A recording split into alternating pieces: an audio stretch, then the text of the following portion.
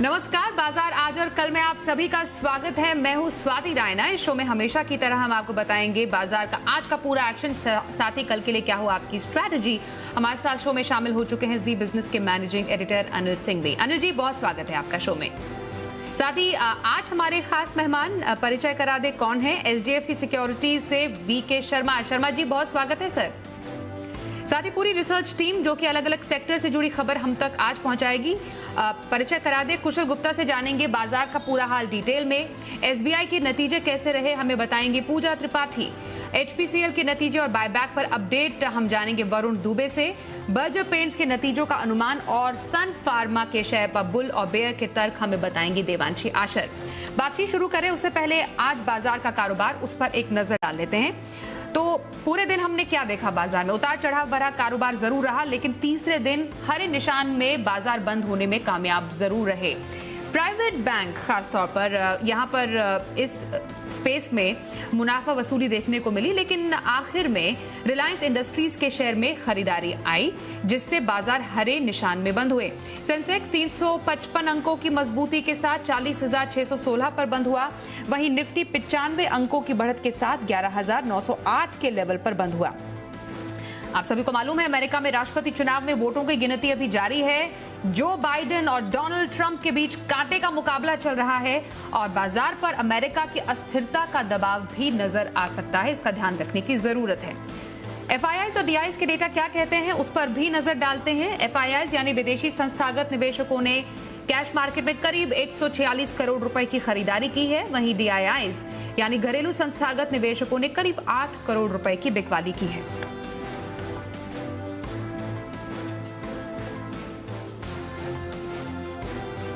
और आज के बाजार पर एडिटर स्टेक के लिए अनिल जी आपके पास आ रहे हैं। बाजार में भारी उतार चढ़ाव देखने को मिला, हालांकि हरे निशान में बंद होने में कामयाब जरूर रहा। क्या वजह रही है इसकी?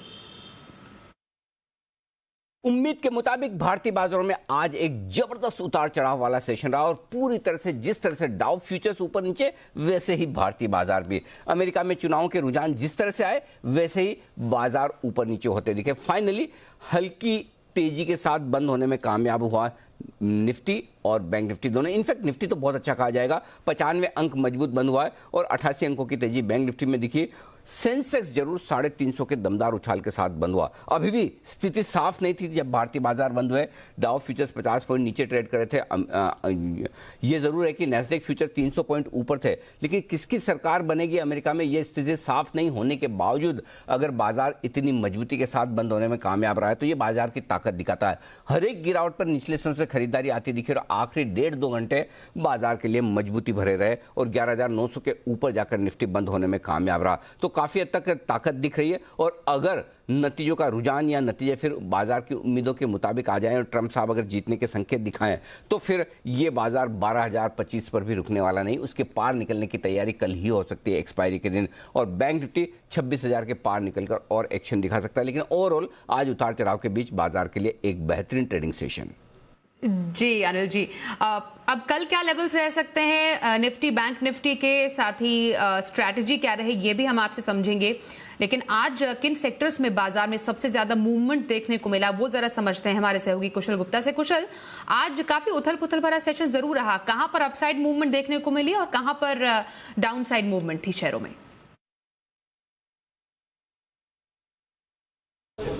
जी, तो यूएस इलेक्शन के दिन बाजारों में आज भारी वॉलेटिलिटी देखने को मिली। निफ्टी हालांकि जो है हरे निशान में बंद होने में सफल हुआ।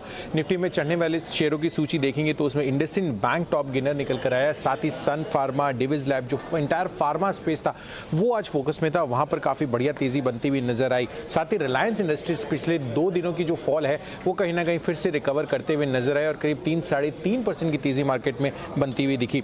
निफ्टी में गिरने वाले शेयरों में देखेंगे तो यूपीएल लगातार इस हफ्ते इसमें दबाव बना हुआ है और आज भी 3-3.5% का फॉल हमें देखने को मिला। और साथ साथ जो प्राइवेट बैंकिंग स्पेस थे जो पिछले 2 दिनों से काफी बड़े फोकस में थे, वहां पर फॉल हमें देखने को मिला। सेक्टर स्पेसिफिक बात करेंगे तो यूएस में जिन भी कंपनियों का एक्सपोजर है वहां पर काफी बड़ा फोकस रहा, खासकर सेक्टर स्पेसिफिक फार्मा सेक्टर, यहां पर काफी बढ़िया तेजी बनती हुई नजर आई। 3 से 4% की बढ़त जो है आपको इंटायर फार्मा स्पेस में देखने को मिली। साथ ही आईटी स्पेस जो था यहां पर फोकस था, जिसमें इन्फोसिस, कोफोर जैसे शेयर 4 से 5% का उछाल दर्ज करते बढ़ते हुए नजर आए। और ऑटो स्पेस से खासकर ऑटो एंसिलरी अगर आप देखें तो अपोलो टायर्स नतीजों के पहले दमदार प्रदर्शन करता हुआ नजर आया। और जो ग्लोबल एक्सपोजर वाली कंपनियां जैसे भारत फोर्ज और साथ ही मदरसन सुमी है, यहाँ पर भी 2 से 2.5% का उछाल हमें दिन के दौरान मिलता हुआ नजर आया। साथ साथ अगर आप रियल्टी स्पेस देखेंगे तो यहाँ पर लगातार मुनाफा वसूली का दौर आज भी जारी रहा, जहाँ पर गोदरेज प्रॉपर्टीज 5% का फॉल दर्ज करता हुआ दिखा। और मेटल काउंटर्स यहाँ पर भी बिकवाली दिखी, जिसमें वेदांता, हिंडाल्को जैसे शेयर 2 से 3% तक टूटते हुए नजर आए। वहीं अगर आप देखेंगे तो जी के जो हिट कॉल्स थे, जिसमें डिविज लैब शामिल थे शुभम जी का, और साथ साथ कैमलिन फाइन साइंस मानस जी का जो एसपीएल मिड कैप में आपको बताया गया था, ये काफी फोकस में रहे। तो ओवरऑल बाजार जो है आज के लिए काफी वॉलेटाइल था। बहुत शुक्रिया कुशल। फिलहाल इस जानकारी के लिए आपका। शर्मा जी, आज के एक्सपर्ट का रुख कर लेते हैं जो कि इंटरनेशनल मामलों के काफी अच्छे जानकार भी हैं। शर्मा जी, बाजार की उथल पुथल और यूएस इलेक्शन में वोटों की गिनती भी जारी, बाजार किसकी जीत से खुश होगा ये आपसे समझना चाहेंगे। दूसरा सवाल, कल के लिए अगर खरीदारी करनी हो तो कहां पर आप खरीदारी की सलाह देंगे, और साथ ही हफ्ते भर की खरीदारी के लिए पोजिशनल व्यू भी बताइएगा। जी नमस्ते स्वाति जी। सबसे पहले ये कि अमेरिकी जो ट्रंप हैं, उन्होंने पहले ही अपना कॉर्पोरेट टैक्स कम कर दिया था यूएस का 28% से 21%। तो ऑब्वियसली बिडेन साहब जो ये करना चाहते हैं कि 21 का जो टैक्स है उसको वापस 28 करना चाहते हैं, तो ये बाजार को बिल्कुल पसंद नहीं आएगा। तो बाजार ट्रंप की जीत चाहता है, और भारत भी ट्रंप के लिए जो दिल की धड़कन है, मेरी तो कम से कम ट्रंप के लिए ही बीट करती है। तो वो जाए तो बहुत अच्छा है, नहीं आए तो हमारे जो डेमोग्राफिक्स हैं, हमारा जो अट्रैक्शन है इंडिया का, वो इतना अच्छा है कि हम अच्छा करेंगे कोई भी प्रेसिडेंट आए तो भी। एक आज के लिए मतलब आज के बेसिस पे जो कल के लिए जो स्टॉक्स लेने चाहिए आपको, एक दिन के लिए लेना हो या एक सप्ताह के लिए, मैं समझता हूँ कि सीमेंट शेयर जो एक सेक्टर अच्छा है उसमें से मैं स्टॉक चुन के लाया हूँ, दोनों वही हैं।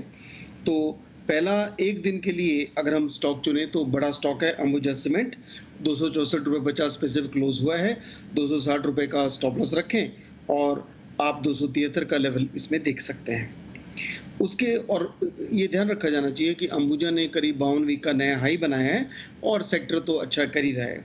उसी तरह से एक सप्ताह के लिए अगर आपको कोई पोजिशनल ट्रेड लेनी हो तो ऑब्वियसली सीमेंट सेक्टर अच्छा कर रहा है, उसके अंदर वापस अभी भी दाव लगाया जा सकता है। एक जो छोटा स्टॉक है जेके सीमेंट, भाव बड़ा है 1891, इस पर लिया जा सकता है। स्टॉप लॉस रखें 1830 का, और टारगेट रहेगा इसका करीब 2000 रुपये। तो बुलिश फ्लैग पैटर्न है इसके अंदर, तो ये आपको अच्छा रिटर्न देगा।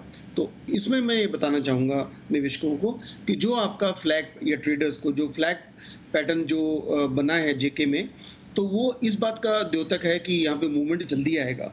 तो आवश्यक नहीं कि आप एक सप्ताह के लिए भी रुकें। मैं समझता हूँ कि इस मार्केट में आपको रोजाना कुछ ना कुछ मिलेगा, तो एक या 2 दिन में आपको जो भी पैसा मिले तब भी आप लेके अपना प्रॉफिट लेके यहाँ से निकल सकते हैं। तो दोनों स्टॉक्स का ध्यान रखिए, स्टॉप लॉस को ऊपर बढ़ाते रहिए। तो एक दिन की खरीदारी और हफ्ते भर की खरीदारी दोनों में ही सीमेंट स्पेस से स्टॉक रेकमेंड किया है वीके शर्मा जी ने। एक दिन की खरीदारी के लिए अंबुजा सीमेंट और हफ्ते भर की खरीदारी जेके सीमेंट में करने की सलाह। आगे बढ़ते हैं, और नतीजों का सीजन है, चूंकि काफी इंपॉर्टेंट नतीजे आज पेश हुए हैं। एसबीआई उसमें मुख्य तौर पर रहा। कैसे रहे नतीजे, सीधे पूजा से जानते हैं। पूजा, कल जब आपसे अनुमान जान रहे थे तब आपने कहा था कि अनुमान से बेहतर रह सकते हैं, क्या कुछ वही हाल रहा नतीजों का एसबीआई के? जी, एसबीआई के जो आज नंबर आए हैं हर फ्रंट पर हमारे अनुमान से काफी बेहतर आए। ब्याज से आय में जहां हम स्लो ग्रोथ की उम्मीद कर रहे थे, उसके सामने अच्छी ग्रोथ इस बार देखी गई है एनआईआई में भी, और 24,600 करोड़ से बढ़कर ये आंकड़ा करीब 28,180 करोड़ के आसपास आया। इसके अलावा मुनाफे में भी शानदार बढ़त देखने को मिली। जो हम अनुमान कर रहे थे 3,150 करोड़ का, उसके सामने 4,574 करोड़ के मुनाफे के फिगर्स कंपनी ने पोस्ट किए हैं। और वजह यह है कि इस बार जो प्रोविजनिंग कंपनी को करनी पड़ी वो काफी कम थी। 12,000 करोड़ के आसपास की प्रोविजनिंग हम अनुमान कर रहे थे, लेकिन उसके सामने केवल 10,000 करोड़ के आसपास की प्रोविजनिंग करनी पड़ी, तो उससे मुनाफे को एक सपोर्ट मिलता हुआ दिखाई दिया। और ग्रॉस एनपीए और नेट एनपीए के फ्रंट पर भी, जैसा कि हम बात कर रहे थे, पिछले काफी कुछ तिमाही का ट्रेंड देखें तो निचले स्तर पर देखने को मिले ग्रॉस एनपीए के आंकड़े, और वैसा ही हुआ। ग्रॉस एनपीए 5.2% के आसपास जो आंकड़े आए हैं, जो कि हम अनुमान भी कर रहे थे, एग्जैक्ट वैसे ही आंकड़े इस तिमाही देखने को मिले हैं। तो हर फ्रंट पर नंबर्स हमारे अनुमान से अच्छे हैं। मॉरिटोरियम बुक में भी कमी देखने को मिली, प्रोविजनिंग में भी कमी देखने को मिली, और इसी का सहारा इस बार के नतीजों पर भी दिखाई दिया। शुक्रिया एसबीआई के नतीजों पर डिटेल जानकारी देने के लिए हमें पूजा। वहीं एचपीसीएल ने भी अपने नतीजे आज पेश किए हैं। एचपीसीएल के नतीजे कैसे रहे और खासतौर पर बायबैक को लेकर कंपनी ने क्या घोषणा की है, विस्तार से बात करने के लिए सीधे चलते हैं वरुण दुबे के पास। वरुण, जरा बताएं एचपीसीएल के नतीजे और बायबैक को लेकर कंपनी की योजना। देखिए, एचपीसीएल के नतीजे हमारे अनुमान से बेहतर है, खासकर मार्जिन्स, मुनाफा और कंपनी के जीआरएम पे फ्रंट पे। हमने अनुमान लगाया था कि करीब 26 करोड़ के आसपास का कंपनी एबिटा क्लॉक करेगी, उससे काफ़ी ज़्यादा 3600 करोड़ का एबिटा कंपनी ने क्लॉक किया है। और मार्जिन्स देखिए, 4.7% का अनुमान था, 7% के आसपास ही आए हैं। और कंपनी का जो मुनाफा है, हमारा अनुमान 1600 करोड़ का था, कंपनी ने करीब 2480 करोड़ के आसपास का मुनाफा किया है। तो ये तीनों नंबर्स हमारे अनुमान से बेहतर है। इनफैक्ट अगर आप कंपनी की जीआरएम भी देखें तो $2 प्रति बैरल का अनुमान लगाया जा रहा था, जबकि कंपनी की जीआरएम जो आए हैं वो करीब करीब $5.11 के आसपास आए हैं। तो ये काफ़ी अच्छी बात है। और ये ऐसा क्यों हुआ? दरअसल कंपनी का कहना है कि कंपनी को काफ़ी हद तक एक इन्वेंट्री गेन हुआ है। अगर आप रिफाइनिंग और मार्केटिंग दोनों को मिला दे तो करीब 1780 करोड़ के आसपास का कंपनी को इन्वेंट्री गेन हुआ है। साथ ही साथ कंपनी को फॉरेक्स गेन भी हुआ है 526 करोड़ का। इसके अलावा कंपनी की जो ओवरऑल मार्जिन है उसमें भी सुधार हुआ है, खासकर इंडस्ट्रियल सेगमेंट जो है वहाँ पे मार्जिन में सुधार देखने मिला है। नाफ्ता और एलपीजी का प्रदर्शन जो था इस क्वार्टर में वो काफ़ी अच्छा है। लुब्रिकेंट्स के ऑफटेक काफ़ी अच्छे थे। फिलहाल कंपनी की जो कैपेसिटी यूटिलाइजेशन है वो करीब 103% के आसपास चल रही है, रिफाइनिंग कैपेसिटी जो है। तो ये भी एक अच्छी बात है और थ्रूपुट में भी अच्छी खासी बढ़ोतरी देखने मिली है। तो इन अगर आप देखें तो जितने भी पैरामीटर्स थे, हर पैरामीटर पे कंपनी के जो नतीजे हैं वो काफ़ी बेहतर नजर आ रहे हैं, खासकर जीआरएम और प्रॉफिट के फ्रंट पे। इसके अलावा कंपनी ने बायबैक का भी ऐलान किया है। मार्केट अनुमान लगा के चल रहा था कि 215 से 230 के आसपास का बायबैक का प्राइस आएगा, लेकिन ये भी उससे ज़्यादा है। 250 रुपए के प्राइस पे कंपनी बायबैक करने वाली है। तो जितने नंबर्स निकल के आए हैं वो सब कंपनी के जो है हमारे अनुमान से काफ़ी बेहतर है। शुक्रिया वरुण इस जानकारी के लिए आपका। नतीजों में अगली अब बात करते हैं बर्जर पेंट्स की और देवांशी के पास चल रहे हैं इसी के लिए। देवांशी, बर्जर पेंट के नतीजे क्या खास रहे इनमें? बर्जर पेंट्स के नतीजे काफी अच्छा आने का अनुमान लगाया जा रहा है। इस बार दोनों सेगमेंट्स, डेकोरेटिव और साथ ही इंडस्ट्रियल सेगमेंट में अच्छी ग्रोथ देखने का अनुमान लगाया जा रहा है। वॉल्यूम पर सबसे ज्यादा फोकस रहेगा, 8 से 11% तक के वॉल्यूम्स देखने का अनुमान है। साथ ही मैं आपको बता दूं कि कई राज्यों में अनलॉकिंग के चलते हमने देखा है कि इस बार वॉल्यूम्स सबसे ज्यादा बढ़ते हुए दिखेंगे और कम कीमत वाले प्रोडक्ट्स ज्यादा बिकते हुए दिखे। तो और इसी के चलते हम देखेंगे इनके जो नेट रियलाइजेशन या जो आय है इसमें ज्यादा बढ़त होने का अनुमान नहीं है। 5 से 7% तक की बढ़त आय में देखने मिल सकती है। कामकाजी मुनाफा और मार्जिन इस बार अच्छे बढ़ते हुए दिख सकते हैं। इस बार आप देखिए इनके जो ऑपरेशनल खर्च है इसमें कमी आती हुई दिखी है। साथ ही जो कच्चे माल की लागत है वो भी कम थी और इसी के चलते कामकाजी मुनाफा 12% बढ़ सकता है। साथ ही मार्जिन इस बार करीब 16.5 से 17% के बीच में रह सकते हैं, 15.5% से बढ़कर। और साथ ही अगर मुनाफे की बात करें तो आपको गिरावट दिखेगी 4 से 7% तक की। वो इसलिए क्योंकि पिछले साल कंपनी को टैक्स कम भरना पड़ा था, लेकिन इस बार ऐसा नहीं होगा और उसी के चलते आपको मुनाफे में थोड़ी गिरावट दिखेगी। लेकिन कुल मिला के इस बार जो नतीजे हैं वो अच्छे आने का अनुमान है। डबल डिजिट ग्रोथ वॉल्यूम्स में देखने मिल सकती है। लेकिन कमेंट्री में खास फोकस रखना होगा इंडस्ट्रियल सेगमेंट पर, किस तरह से आउटलुक है, क्योंकि जो ऑटो सेगमेंट है उसमें बिक्री काफी अच्छी होती हुई दिख रही है, अच्छी रिकवरी आई है इस बार। तो इसके चलते क्या इम्पैक्ट आता हुआ दिखेगा आने वाले समय में, और साथ ही जो कच्चे माल की लागत है कितनी सस्टेनेबल है और मार्जिन कितने सस्टेनेबल है इस पर नजर रहेगी। लेकिन कुल मिला के जो नंबर्स हैं बर्जर पेंट्स की तरफ से वो अच्छे आने का अनुमान है। तो बर्जर पेंट के नतीजे अच्छे आने का अनुमान और साथ ही कमेंट्री पर खास फोकस रहने की जरूरत। देवांशी, आप हमारे साथ बने रहिए क्योंकि आज के मार्केट में खास तौर पर हमने फार्मा सेक्टर से सन फार्मा में देखा 3.5% का उछाल और निफ्टी में दूसरा सबसे ज्यादा चढ़ने वाला शेयर भी सन फार्मा रहा। लेकिन आगे की राह कैसी है? आपने इस पर एक प्रॉपर रिसर्च की है, हम चाहते हैं कि आप हमारे दर्शकों तक भी पहुंचाए। बुल्स का बोलबाला रहेगा या फिर बेयर पड़ेंगे इस पे भारी? सन फार्मा के नतीजे आने के बाद दोनों तरह से रिपोर्ट्स आते हुए दिखे हैं। कुछ पॉजिटिव्स थे और कुछ नेगेटिव्स भी थे। सबसे पहले तेजी के तर्क की बात करते हैं तो जिस तरह से नतीजे आते हुए दिखे वो अनुमान से काफी बेहतर आते हुए दिखे थे। मुनाफा 70% तक का इस बार बढ़ता हुआ दिखा था। साथ ही मार्जिन में भी इस बार काफी अच्छा उछाल देखने मिला। सबसे पहले अब देखिए जो ओवरऑल नतीजे थे वो अच्छे तो थे ही, लेकिन इसके अलावा जो इनकी अहम स्पेशलिटी प्रोडक्ट्स या जो दवा है इनकी बिक्री में सीक्वेंशियली काफी सुधार देखने मिला है। साथ ही मैनेजमेंट का ये कहना था कि इनकी दो स्पेसिफिक दवा सीक्वा और साथ ही इल्यूमिया, ये दोनों की जो बिक्री है वो अप्रीतोड़ित स्तर पर पहुंचती हुई दिखी है, जो कि पॉजिटिव है। साथ ही अगली तिमाही में यूएस में 2 से 3 नए लॉन्चेस करने का लक्ष्य कंपनी की तरफ से आता हुआ दिखा है, जिसके चलते मार्जिन और साथ ही आय को सहारा मिलता हुआ दिखेगा। बेहतर प्रोडक्ट मिक्स के चलते इस बार मार्जिन में भी अच्छी बढ़त देखने मिल रही थी। और साथ ही जो सबसे अहम था कि कर्ज इस बार कंपनी ने कम किया है। पिछली छमाही की अगर बात करें तो कंपनी ने करीब $30 करोड़ तक के जो कर्ज हैं वो रीपे कर दिए हैं, तो ये काफी ज्यादा पॉजिटिव है। साथ ही सीएलएसए ने खरीदारी की राय दी है। 710 तक के लेवल्स या जो टारगेट्स हैं वो फिलहाल देते हुए दिखे हैं। लेकिन अगर नेगेटिव्स की बात करें दूसरी तरफ तो आप देखिए जो अन्य आय बढ़ती हुई दिखी है। टैक्स क्रेडिट इस बार ज्यादा आता हुआ दिखा था और इसी के चलते जो बेयर्स हैं वो कह रहे हैं कि जो मुनाफा है या बेस लाइन है उसमें बढ़त देखने मिली है। ओवरऑल जो नतीजे हैं वो इतने अच्छे आते हुए नहीं दिखे हैं। मार्जिन की अगर बात करें तो उनका कहना था कि खर्चों पर इस बार नियंत्रण था और इसी के चलते मार्जिन को थोड़ा सा सहारा मिलता हुआ दिखा है। लॉकडाउन के चलते ये कॉस्ट थोड़े से कम है, लेकिन ओवरऑल अगर आप देखें तो इनको मार्जिन इतने अट्रैक्टिव नहीं लिख रहे हैं। साथ ही इनका ये भी कहना है कि आगे जो चुनिंदा स्पेशलिटी दवा है जो कंपनी आगे लॉन्च करती हुई दिखेगी और फिलहाल काम कर रही है, जो हाई मार्जिन है, इनकी जेनरिक दवा आती हुई दिखेगी और इसी के चलते इनके मार्जिन पर आगे जाके प्रेशर आता हुआ दिख सकता है। हालोल प्लांट में काफी दिक्कतें हैं तो इसके चलते थोड़ा सा कॉशियस रहना चाहिए। और साथ ही जो क्रेडिट स्विस से अंडर परफॉर्मेंस की रेटिंग को बरकरार रख रहे हैं, इनका जो टारगेट है वो नीचे की तरफ 420 की तरफ से आता हुआ दिख रहा है। तो कुल मिला के जो नतीजा आते हुए दिखे उसमें कुछ पॉजिटिव्स भी थे, साथ ही कुछ नेगेटिव पॉइंटर्स भी आते हुए दिखे थे। शुक्रिया। सन फार्मा पर बुल वर्सेस बेयर की एक्सक्लूसिव रिसर्च हम तक पहुंचाने के लिए आपका देवांशी। आगे बढ़ते हैं अब शो के खास सेगमेंट शर्मा जी के ऑप्शन का वक्त हो गया है।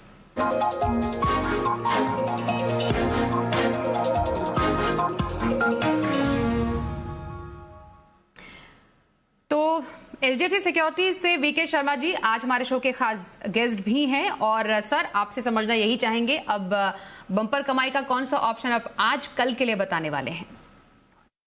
जी, पहले कल का ब्यूरो ले लेते हैं कि कल सीमेंस और दूसरा कोफोर्ज को रिकमेंड किया था। कोफोर्ज का टारगेट हो गया है। सीमेंस का जो आपको जो प्रीमियम आपका था 57 रुपए पे आपने लिया था, उसके अंदर आपको 10 रुपए मिल रहे हैं, तो आप स्टॉप लॉस अपना जो कॉस्ट प्राइस है उससे 8 रुपये ऊपर कर दीजिए और जो टारगेट है उसका एज इट इज रखिए, तो आप कम से कम 8 रुपये तो आपको मिलेंगे। तो उससे आपका जो रिटर्न है नॉन प्रीमियम 15% हो जाएगा। आज के जो 2 स्टॉक मैं लेकर आया हूँ वो आपने पहले ही जिक्र किया है उनका, डीवीज लैब और दूसरा है कोटक। तो पहले ये बता दूं कि डीवीज लैब मेरे खुद के पोर्टफोलियो में भी है और नवंबर की 3200 की कॉल मैं सजेस्ट कर रहा हूँ आप डीवीज लैब में लें। उसकी करीब 143 रुपये लास्ट क्लोजिंग थी, वो ले सकते हैं। स्टॉप लॉस रखें 110 रुपये का और टारगेट रहेगा 190 का। और दूसरा जो स्टॉक है वो है कोटक। ऑब्वियसली ये कई दिन से धीरे धीरे अच्छा लेवल लेके आ रहा है और 1640 की कॉल आप ले सकते हैं 53 रुपये पे। स्टॉप लॉस रखेंगे 41 रुपये का और टारगेट रहेगा 70 रुपये। ध्यान रखिए कोई आवश्यक नहीं आप रोजाना ट्रेड करें और जो लेवल हैं जो सजेस्ट किए गए हैं उसमें अगर आप थोड़ा इंतजार करना चाहें नीचे के लेवल पे तो भी ले सकते हैं, लेकिन ध्यान रखिए स्टॉप लॉस के साथ कभी भी आप छेड़छाड़ नहीं कीजिए। धन्यवाद और जय हिंद। अब शो में वक्त हो गया है कल के लिए बाजार पर स्ट्रैटेजी जानने का। अनिल जी के पास फिर से चलते हैं। अनिल जी, कल के लिए बाजार को कहां से अहम ट्रिगर्स मिलेंगे, साथ ही निफ्टी और बैंक निफ्टी के क्या अहम लेवल्स होंगे? जहां तक कल के बाजार का सवाल है, एक्शन पूरा का पूरा आपको अमेरिका के बाजारों की क्लोजिंग से नहीं बल्कि डाउ फ्यूचर से लेना पड़ेगा कि सुबह डाउ फ्यूचर्स किस तरह का कारोबार करते हैं। लेकिन भारतीय बाजारों का जहां तक सवाल है 11,750, 11,825 मजबूत सपोर्ट के तौर पर कल काम करेगा। ऊपरी स्तरों पर 11,975, 12,025 हल्की रुकावट का लेवल है। इसे पार किया तो फ्रेश और बड़ी तेजी और बनेगी। बैंक निफ्टी तो अपनी ही चाल में मस्त है और बैंक निफ्टी के लिए अब सपोर्ट रेंज भी ऊपर की तरफ शिफ्ट होती हुई दिख रही है। तो आप कह सकते हैं बैंक निफ्टी में 25,100, 25,250 मजबूत सपोर्ट जोन है, लेकिन वो दूर है। उससे ठीक पहले 25,450, 25,550 को कल के लिए सपोर्ट के तौर पर मानकर चलें। ऊपरी स्तरों पर 26,250 से 26,450 तक की जाने की तैयारी बैंक निफ्टी की भी हो सकती है। लेकिन पूरा का पूरा कल का एक्शन फिर से डिपेंड करेगा अमेरिका से किस तरह के संकेत मिलते हैं और ग्लोबल मार्केट्स किस तरह से रिएक्शन देते हैं। उसके बाद भारतीय बाजार फिर से अपनी चाल पर चलेंगे। एफआईज की तरफ से बहुत ज़्यादा तेजी की पोजीशन है नहीं, ये सहारा मिल रहा है, उनकी खरीदारी है। लेकिन ऊपरी स्तरों पर आपको थोड़ी प्रॉफिट बुकिंग जो आती दिख रही है वो ग्लोबल मार्केट्स के उतार चढ़ाव की वजह से भी आती दिख रही है। तो दोनों तरफ के ट्रेड आज हुए। देखते हैं कल अगर ग्लोबल सिचुएशन साफ हुई अमेरिका के चुनाव को लेकर तो एक तरफा मूव आएगा। अदरवाइज जब तक अमेरिका के चुनाव की तस्वीर साफ नहीं होती, बाजार दोनों तरफ उतार चढ़ाव के बीच ट्रेड करते हुए दिखेंगे। जी शुक्रिया अनिल जी हमारे साथ शो में शामिल होने के लिए और कल की स्ट्रैटेजी बताने के लिए। अब शो में वक्त हो गया है ऑप्शन की किस रणनीति से मिलेंगे आपको कमाई के मौके, ये जानने का।